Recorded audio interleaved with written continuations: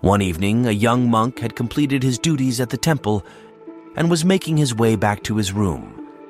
Along the way, he stumbled upon a large door that allowed him to see through to the other side. However, the door was chained shut with an old padlock.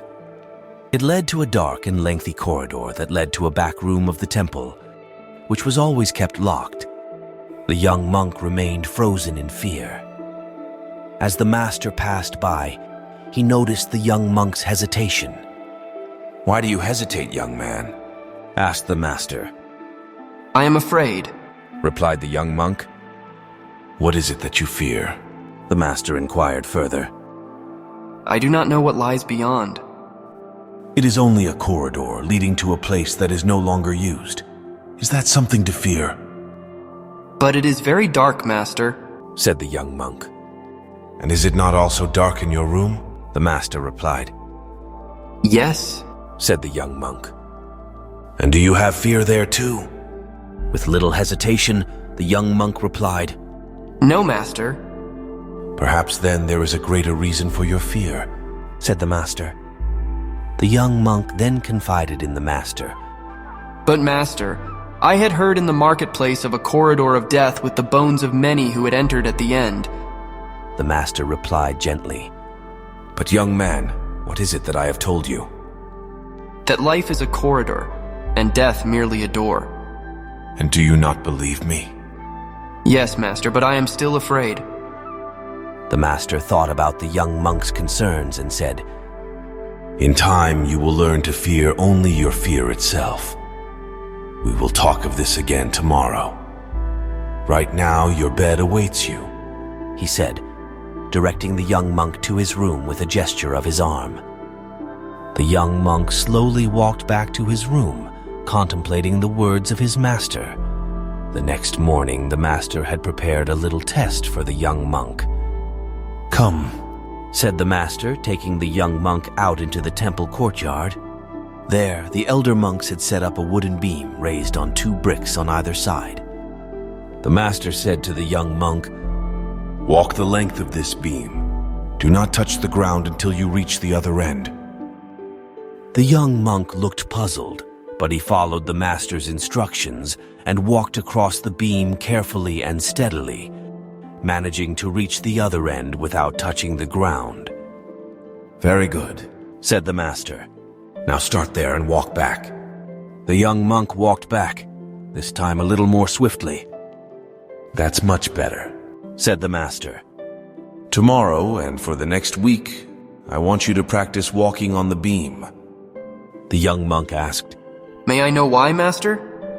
The master replied, "The corridor you saw last night leads to a pool of acid, once used for plating metal ornaments. It serves now merely to teach each student the importance of balance. I will ask you to cross over that pool of acid on this beam."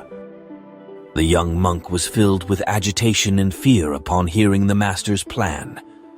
"Master, if a student were to lose their balance and fall into the pool, wouldn't they be consumed by the acid?" he asked. The master calmly replied, "It is essential to always keep one's balance, is it not?" The young monk nodded and said, "Yes, master." The master then reassured him, "I am certain you will survive." With a deep breath, the young monk replied, "I will prepare myself, master." The master nodded approvingly and said, "That is wise, young man.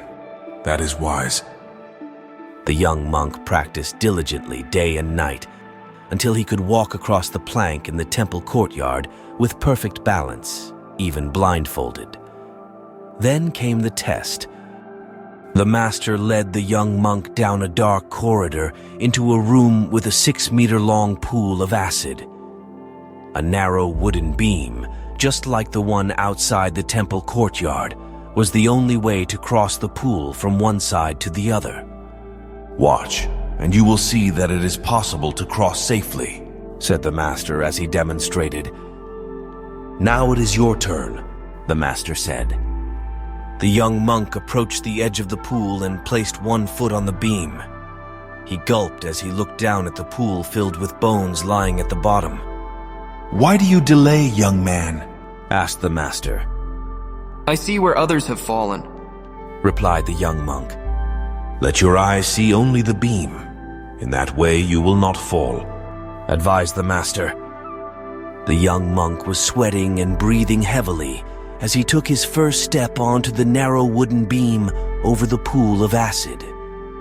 His movements were unsteady, and he began to sway before he even reached the halfway point. It seemed as though he was about to fall into the pool of acid below. Suddenly, he lost his balance and plunged into the pool with a loud splash. The master burst out laughing at the sight of the young monk struggling in the pool. The young monk swam back to the edge of the pool, and the master helped him out. Despite being shaken, the young monk was relieved to find that he had not been consumed by the acid. "Observe closely," said the master. "Is not your flesh still clinging to your bones?" The young monk soon realized that the pool was filled with warm water and nothing else. The master chuckled and said, "You believed it was acid?" but I saw skeletons at the bottom. The young monk replied. "Look again," said the master, who pulled up the bones which were made from white clay. "Fear is like a magnet," said the master. "It pulls you in the direction of your belief. It was fear that made you fall, and only fear, young man." In life, fear can be a powerful force, but it is often based on our own perceptions and beliefs rather than reality. It can lead us to make decisions that hold us back and prevent us from reaching our full potential. When faced with fear, take a moment to examine it closely.